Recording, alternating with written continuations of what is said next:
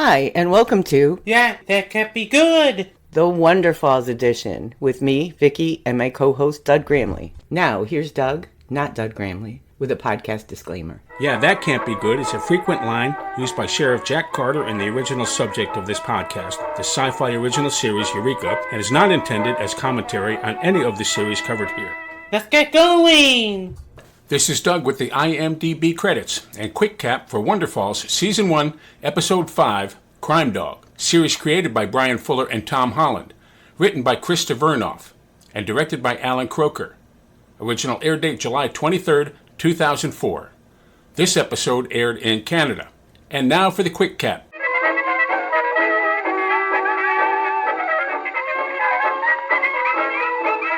Jaye and Aaron crossed the border to bring the family maid, Yvette, back to the U.S. Yvette has been deported back to Canada as she was in the U.S. illegally.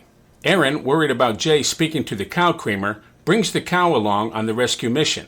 The cow tells Jaye to bring her home, which she first believes that she must bring Yvette back to the Tyler's home in the U.S., but after the cow directs her to turn right on red and they wind up in Yvette's parents' yard, Jaye is convinced that the cow wanted them to bring Yvette back to her family. They learn that Yvette's name is actually Cindy.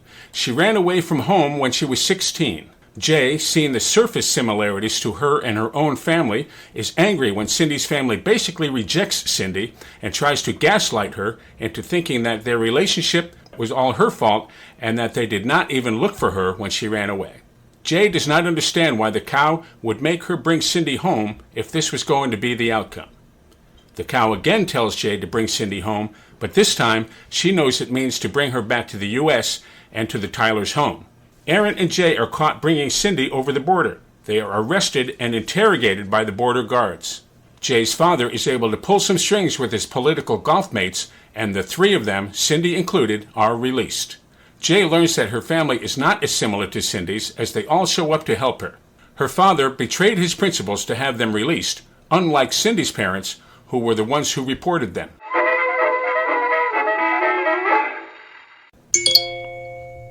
Just a reminder, dental work, not drunk. So we're back with Season 1, Episode 5, Crime Dog. So I finally got a new mic, so we'll hope this sounds a little better. So this is the first of the unaired episodes, although there are air dates listed on IMDb for all of the episodes, but I think I read somewhere that they were all eventually aired in Canada. This wasn't even on, this didn't even air. This one didn't air, and so far this was my favorite one. So we're just going to say this is the first unaired episode in the United States. So what did you think about this one? I thought it was okay. Just okay? Why was this one your favorite? I like the way they jump back and forth in time. I like that. I don't like that. You don't? No. Well, funny, and I have it in my notes at the end, but I was watching the commentary, and they were saying that the network hated that they jump back and forth, and they had to make changes, small little changes. The network didn't even want to air this episode, so they had to go back and make changes, so it was easier to understand for the people watching. Yeah. And then they went and made all these changes, and they canceled the series anyway, so this one never aired. Yeah. I liked how they went back and forth. I liked that Jaye and Aaron bonded, even though he was the one who always called her disturbed. Like, they're bonding, and he's going to keep her secret. And he's figured out what her secret is, as much as he could, and he's going to keep it. And I also liked seeing that Cindy was sort of in the same position, family-wise, as Jaye Jaye thinks she is. But she later realizes that her family, although judgmental, is there for her. And her father is actually the one who got all of them out of trouble at the end. Right.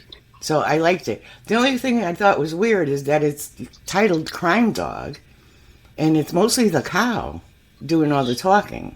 Yeah, I didn't get... I mean, was the first time that she actually... It seemed like she was having a conversation with the dog. I think if this was the first time... I think so, because I wrote that down too. Yeah, the difference here was she was having a whole conversation with the crime dog. Yeah. But it didn't seem like the crime dog was telling her to do anything. It seemed like the cow was the one telling her to do everything. Yeah. Right? And I do think there is an episode about the cow later on. I could be wrong. Maybe I'm just remembering this episode. So it starts off again with the cow. Well, we see her have the conversation with the crime dog while she's in interrogation, but we don't know what's going on yet. But the cow is the one that makes Jaye stay at her parents' to have the pancake. and she stays. Aaron notices that she's talking to the creamer. Yeah. And we find out the Tylers have a maid who we've never seen before, Yvette, and making Jay the pancake keeps her there long enough for the BCIS, which isn't called that anymore, to come and pick Yvette up as she's an illegal from Canada. And I'm sorry, I just find that funny. I just find it weird that somebody would be an illegal from Canada in the United States. Yeah. Why? I guess that was years ago, so it wasn't Different times back then. Yes, it wasn't like it is. Apparently the mother knew this all along, which is why Sharon was frantic to get into the house and talk to her mother. Aaron is really worried about Jay, so much so that he goes to the store with the cow to confront her about what's going on. And the cow again tells her to bring her home. Oh, this is the first time the cow told her to bring her home, right? Yes, because the first time the cow mentioned about the pancakes. Right. So the cow tells her to bring her home. Aaron thinks that Sharon is the one that got Yvette deported, and then we flash to an interview with Sharon on the news, which does actually sound like she had something to do with it. Yeah. Again, like the whole flashback and stuff, for me, like, it's hard to concentrate, and I lose, like, not that I lose interest, but I don't know. It's hard for me to pick out, like, what's important. I could understand how it would be hard to follow, but I just liked it. I guess I really had one big issue with the episode, and I don't know, maybe I'll wait until later. Oh, okay. So Aaron and Jay meet with Sharon at the restaurant to talk about Yvette. And Sharon actually blames Jay for what happened because she had to have that pancake. She didn't know Yvette was illegal until that morning, and she was trying to get there before the INS, or whatever they call themselves, to bring her to turn herself in so they wouldn't come and grab her. And then Eric comes over to the table to tell Sharon what a horrible person she is because he saw her on the news. I thought it was so funny when Jay figures out that it was her fault for holding her up with the pancake. Yeah. And she says, stupid cow, talking about the cow. Yeah, she thought, the sister was right. I forgot what she said. It was funny, and she thought she was talking about her. Right. Okay, we also find out that Yvette failed the citizenship test 3 times, and Mrs. Tyler just told her family that she had attended Yvette's citizenship ceremony. So, Mr. Tyler's pretty upset with his wife, but he seems a little too upset about what the politicians he plays golf with will think. He was upset they broke the law, blah, blah, blah, but it was almost like his wife appearances. I don't know, I think they wanted to make us think that that's his issue. Yeah, I think you're right, because later on it's not. But yeah. I absolutely think you're right. Yeah. At this point, I was like, oh my God, he's acting just like his wife. Yeah, no, I think he was, like, genuinely upset. I think he really liked her. Right, but the mother is such a master manipulator. When she sends Sharon in to talk to her father because she says she's his favorite, yeah, and then says to Jay and Aaron they have no favorites, she knew that Sharon would just jump to go in and talk to him if she thought she was his favorite. Right. And the mother just plays them. But she does give Jay and Aaron all of her cash to go over the border and meet the bus that Yvette is on. And in the car, Aaron and Jay have time to talk. But Aaron doesn't get anywhere with Jay. He knows something's wrong. He's trying to tell her that he's not being like their parents and intruding. He's concerned about her. And then he brings out the cow. So they cut in and out of them being interrogated. And the woman interrogating Jay was hilarious, I thought. The border person, whoever she was. She was hilarious. So at the bus station, Jay and Aaron find Yvette pretty quickly. But she won't go back with them, so they decide to drive her to a hotel when the cow tells Jay again to bring her home. And Aaron notices that Jay's responding to the creamer. Yeah. The cow makes Jay go right on red, and they end up going the wrong way down a one-way road and crash into a flower bed in someone's yard. The house belongs to Yvette's parents. And then we find out Yvette's name is really Cindy, and she's not French-Canadian. Yes. Jay's kind of shocked, when she figures out this is what bring her home meant. Yeah. But her parents are like pieces of work, and the father wants the damage to his flower bed paid for. I thought that was funny when he said that if they can afford to pay a housekeeper, they can afford to pay for the damages, as their housekeeper was pouring tea or coffee. Right, I know. But we do find out that Cindy named herself after her own maid, Yvette, who still works for her parents. Cindy, as she's talking to her parents, compares how Jay and Eric came looking for her like just hours after she was gone. And her parents never even did, even though she was local for about 4 months after she ran away. And Jay can't believe her parents don't even try to make it better. I mean, they don't even say anything. And she gets upset because she doesn't understand why the cow brought her there if she was going to be pretty much rejected or if this is the way it was going to work out. Priority 1 message from Starfleet coming in on secured channel. Space, the final frontier, or is it? Discover the podcast of a couple of moms who love Star Trek and happen to have kids on the autism spectrum. Join Vicky and Elizabeth as we explore strange new worlds, the Star Trek Discovery series, autism, and whatever else comes to mind. We're Moms Going Boldly, and you can find us on Podbean, Apple Podcasts, Google Podcasts, Stitcher, and Player FM.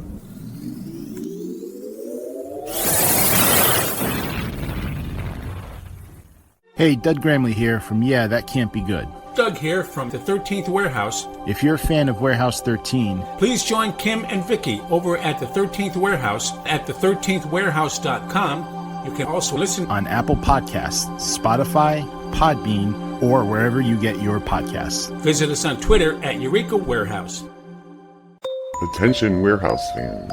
Kim and Vicky continue on with the Warehouse theme on the 13th Warehouse with Friday the 13th, the 1988 television series. Follow Mickey, Ryan, and Jack as they hunt for cursed antiques sold by Uncle Lewis to unsuspecting and sometimes suspecting patrons of his antique shop. So stick with us on the 13th Warehouse for Friday the 13th, the series. You can listen to the 13th Warehouse on our website, the13thwarehouse.com, or wherever you get your podcasts.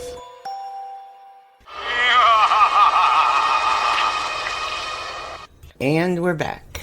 So then Jaye locks herself in the car and yells at the cow. Aaron's really concerned trying to get her to open the door, and Jaye's screaming at the cow. But he does defend her when Cindy's father wants to know what's wrong with her. But he defends her not out of embarrassment like her mother might do. He defends her because she's his sister and he cares about her. And then finally the cow says, again, bring her home.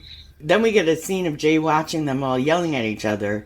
And we see a punch thrown, and we're meant to think Aaron punched the father. It turned out to be Jaye, who explains to the interrogator that nobody screws with her family. And she says nobody was as shocked as she was that came out of her mouth. So they decide to take Cindy home to America. I did love that the maid came out to give Cindy food for the trip, and she was able to tell her the word that she won the spelling bee with, where her parents weren't. Right, yeah. So obviously they get caught bringing Cindy back into the country, and Sharon walks out of the fog like the smoking man on the X-Files, which was pretty funny. That's what it looked like to me before I think Jaye says it in the next scene. But as she's walking out of the fog with the cigarette, I was like, okay, that's the X-Files. They did that on purpose. Do you know who the smoking guy is? I never watched the X-Files. I can almost imagine that everybody knows who the smoking guy is, even if they didn't watch the X-Files. But I guess not. Nope, not me. So Aaron still thinks that Sharon's behind everything. And again, it looks like Sharon's behind everything. But she tells Jaye that she didn't tip off anyone, but she tagged her name so she'd know if anything happened, she can get there quickly to help. And she says she did it because she's their sister. She tells Jaye how much trouble she's in, and she doesn't think she can get her out of it. But then Jaye's father made some calls and pulled in favors to get Jaye and Cindy released. What was it that you wanted to... Okay, so that's all fine. Like, everything was good. I'm glad the father, I didn't like him in the first episode, but I really started to like him. Every episode I watch, he's getting better and better. He seems more like just a very genuine type person. So that's all fine. The episode was fine. It was okay. But why did she continue to talk in that accent after they found out that she wasn't French Canadian? When they find out who she really was, that really bothered me. I noticed that too at the end, because she was talking in her regular voice. But I think there was the scene when her and Jaye were sitting in the cell, and Jaye says, "I miss Yvette," and she started using her French accent again. Yeah. So I'm wondering if that's what that was all about. I don't know. That's my only guess. Just thought that was weird. Gig is up, everyone knows. Right, and the only thing I could think of is that, like Jaye said in the cell, "I miss Yvette," and so in the cell she started using her accent again. Yeah. So I don't know if that was a carryover from that. I have no idea. I don't know if they just edited it wrong and maybe that wasn't the way it was supposed to look. I don't know. Was that the thing that you didn't like? That was my big bother. So I think the cow's message to bring her home really meant that Cindy needed to go home, which she does say, and see that she was right to leave. Yeah. And that her home is with the Tylers. But as much as her family mirrored Jaye's in a way, Jaye got to see how different they actually are. Yes, Cindy probably had a big hand in raising Jaye and Aaron and Sharon, but not in the same way that Yvette probably did raise Cindy. Yeah. And Jay's family all showed up for her at the end and solved the problem. Jay's family is intrusive, but not uncaring like Cindy's family. Right. But I especially like that Aaron sort of figured out what was going on with Jay. I mean, not 100%, as Jay doesn't even know what's going on with her. But it's clear that he's going to be an ally, just from the simple fact that he broke the cow's head off the creamer. Which is kind of dark, right? Well, I think he did it so wouldn't talk to her anymore. Yeah, but I mean, like the cow was alive. Like I was talking. Not to him. Not to him, no, but Yeah. I mean, if you think it's talking to somebody else, like, do you really just go snap its head off? It's kind of weird. I don't know. Okay, so our opinions differ on this one, but I really loved this episode. It was a shame it never got aired. Yeah, I mean, like I said, I've never enjoyed shows that do too much back and forth. Most of the time, like, I'm watching these, and it's kind of like it's on, and it's in the background, and I can kind of do something else and still listen to the story. And then when I go back and, like, actually start watching it, I want more of, like, a linear episode where it's, like, all of a sudden they're back in time, and I didn't catch that they went back in time. Maybe it's just a personal thing. Your complaint is that you want to be able to watch a show without watching it. Correct. Okay. All right. Yeah. All right. So, anything else about this one? No, again, like, I'm curious as to why she was having more of a conversation with the dog than she's had with any other object before. It didn't, like, advance the story. No, it didn't give her any instructions or anything. It was all the cow. Yeah, it was kind of weird. I was curious. Because having the whole conversation, like we've said in the last few episodes, if the dilemma is, are you losing your mind? Is it God telling you to do things? Is it the devil telling you to do things? I mean, the one-line instructions don't feel like you're losing your mind as much. Yeah. But now you're having a whole conversation, and there's no instructions. So it's not following the same pattern. Yeah. It's almost like whatever the problem is getting worse. Now I would assume that I'm crazy. Whereas before, it's like, okay, this must mean something if I'm getting instruction. Well, not really. I mean, Son of Sam said a dog told him to kill people. It's like if you're having a full-blown conversation with an inanimate object. Yeah. Like I said, I don't remember, so I don't know if we ever see that again, but I wrote that down immediately because I was like, this is a whole conversation, and they're not telling her to do anything, and what is this about? I would definitely think she was losing her mind at that point. Yeah. All right. So if you don't have anything else on this one? No. Okay. We'll be back shortly for episode 6. Again, we might not be here every week, but we will be back. See you later. Bye. Come back next time for season 1, episode 6. Muffin Buffalo. Goodbye now. Don't forget to follow us on our website, EurekaRewatch.com, on Twitter @Eureka Warehouse, on Facebook @Eureka Rewatch, page name Yeah That Can't Be Good, and on Instagram @Eureka_Warehouse. Episodes of Yeah That Can't Be Good are available on our website, EurekaRewatch.com, on Podbean, Apple Podcasts, Google Podcasts, iHeartRadio, Stitcher, Spotify, or wherever you get your podcasts. Theme music for Yeah That Can't Be Good, the Wonderfalls edition, Gypsy Blues, provided by Paul Whitman and his orchestra, found on Pixabay, free for commercial and personal use. Thanks for listening. Come back soon.